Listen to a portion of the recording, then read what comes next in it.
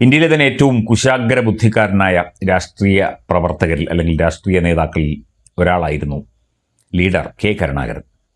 അദ്ദേഹം വളരെ ചെറുതായിട്ട് തൃശ്ശൂർ സീതാറാം മിൽസിലെ ടൈം കീപ്പറായി തുടങ്ങി മുഖ്യമന്ത്രി വരെയായി, അതുപോലെ തന്നെ കേന്ദ്രമന്ത്രിയായി, അങ്ങനെ അനവധി സ്ഥാനമാനങ്ങൾ വഹിച്ചു. എല്ലാത്തിലും ലീഡറുടേതായ ഒരു ടച്ച് ഉണ്ടായിരുന്നു. അത് ചിലപ്പോൾ രാഷ്ട്രീയമായിരിക്കും, ചിലപ്പോൾ പിടിച്ച് താഴെയിടലായിരിക്കും, കുതികാൽവെട്ടായിരിക്കും. പല രീതിയിൽ അദ്ദേഹത്തിൻ്റെ രാഷ്ട്രീയം അറിയാവുന്നവർക്ക് അല്ലെങ്കിൽ രാഷ്ട്രീയ ചരിത്രം അറിയാവുന്നവർക്കറിയാം അദ്ദേഹം അതിബുദ്ധിമാനും കൗശലക്കാരനുമായ ഒരു രാഷ്ട്രീയ നേതാവായിരുന്നു.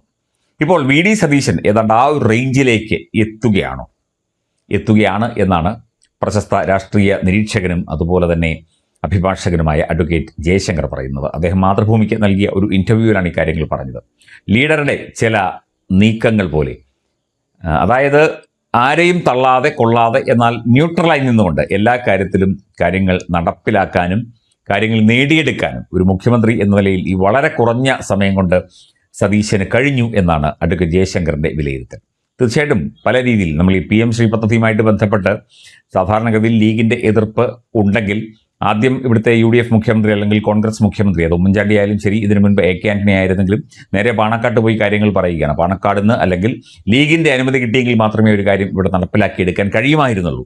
പക്ഷേ ലീഗ് തന്നെ വി ഡി സതീശൻ മുഖ്യമന്ത്രിയായി വരണം എന്ന് പ്രത്യേകം നിർബന്ധം പിടിക്കുകയും ജനങ്ങൾ പറയുകയും ഒക്കെ ചെയ്തതോടുകൂടിയാണ് ഹൈക്കമാൻഡ് വി ഡി സതീശനെ മുഖ്യമന്ത്രിയാക്കിയത്.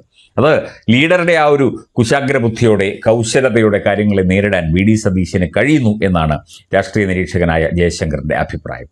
തീർച്ചയായിട്ടും ഇപ്പം ജനങ്ങളുമായി ഇടപഴകുന്നതിൽ അല്ലെങ്കിൽ ജനങ്ങൾക്ക് വേണ്ടി കാര്യങ്ങൾ നോക്കുന്നതിൽ ഒക്കെ തന്നെ ലീഡർ എന്നും മുൻപന്തിയിലായിരുന്നു. കാര്യങ്ങൾ കൃത്യമായി അവതരിപ്പിക്കാനും കൃത്യമായി കാര്യങ്ങൾ പറയാനും ചിരിച്ചുകൊണ്ട് പല കാര്യങ്ങളും നേടിയെടുക്കാനും നടപ്പിലാക്കിയെടുക്കാനും ലീഡർക്ക് ഒരു പ്രത്യേക കഴിവുണ്ടായിരുന്നു. അത് ഇപ്പോഴത്തെ രാഷ്ട്രീയ നേതാക്കൾക്കും മുതിർന്ന മാധ്യമ പ്രവർത്തകർക്കും ഒക്കെ തന്നെ അറിയാം. അത്തരത്തിൽ ആർക്കും ബുദ്ധിമുട്ടുണ്ടാക്കാത്ത തരത്തിൽ അല്ലെങ്കിൽ ബുദ്ധിമുട്ട് ഉണ്ടാകുന്നു എന്ന തോന്നൽ ഉണ്ടാകാത്ത തരത്തിൽ കാര്യങ്ങളെ വിലയിരുത്താനും അത് സാധിച്ചെടുക്കാനും അല്ലെങ്കിൽ അത് അവതരിപ്പിക്കാനും ചിരിച്ചുകൊണ്ട് കാര്യങ്ങൾ പ്രസന്റ് ചെയ്ത് അതിൻ്റേതായ ഒരു പ്രാധാന്യത്തോടെ അതിനെ മാറ്റിയെടുക്കാനും കഴിയുന്ന ഒരു സിസ്റ്റം അത് ലീഡർക്ക് കൊണ്ടുവരാൻ കഴിഞ്ഞിരുന്നു. ഇപ്പോൾ വി ഡി സതീശനും അത് കഴിയുന്നുണ്ട് എന്നുള്ളതാണ്. നമ്മൾ ലീഗിൻ്റെ ഇടപെടലൊന്നും തന്നെ ഈ UDFൻ്റെ മന്ത്രിസഭാ ചുമതലയേറ്റതിൽ പിന്നെ കുഞ്ഞാലിക്കുട്ടിയുടെയോ അല്ലെങ്കിൽ അതുപോലെ മുതിർന്ന UDF നേതാക്കളുടെ അല്ലെങ്കിൽ ലീഗ് നേതാക്കളുടെ ഒന്നും ഇടപെടലോ അല്ലെങ്കിൽ സർക്കാരിനെതിരെയുള്ള എന്തെങ്കിലും ഒരു നീക്കമോ പ്രസ്താവനയോ ഒന്നും കണ്ടില്ല. കോൺഗ്രസിനെതിരെയുള്ള നീക്കമോ ഒന്നും കണ്ടില്ല.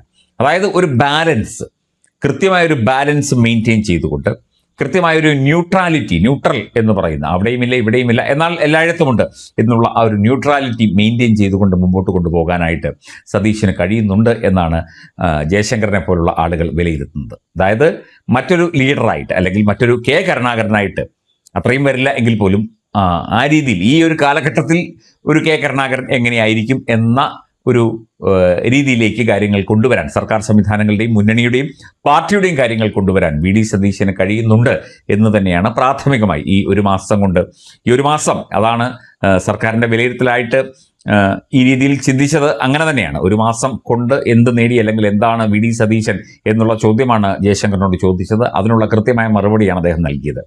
ഡീറ്റെയിലായിട്ട് അതിൻ്റെ കാര്യങ്ങളൊക്കെ തന്നെ പറഞ്ഞുകൊണ്ട് കാര്യങ്ങൾ വ്യക്തമാക്കിക്കൊണ്ട് എന്നാൽ കാര്യങ്ങൾ വേണ്ട രീതിയിൽ അവതരിപ്പിച്ചുകൊണ്ട് ആവശ്യമുള്ള കാര്യങ്ങൾ മാത്രം എടുത്തുകൊണ്ട് സർക്കാരിൻ്റെതായ കൂട്ടുത്തരവാദിത്തങ്ങൾ ഈ വീര്യം കുറഞ്ഞ മദ്യനയത്തിലൊക്കെ തന്നെ ടേൺ അടിക്കുന്ന പരിപാടിയില്ല എന്ന് വ്യക്തമായി പറഞ്ഞു കഴിഞ്ഞു.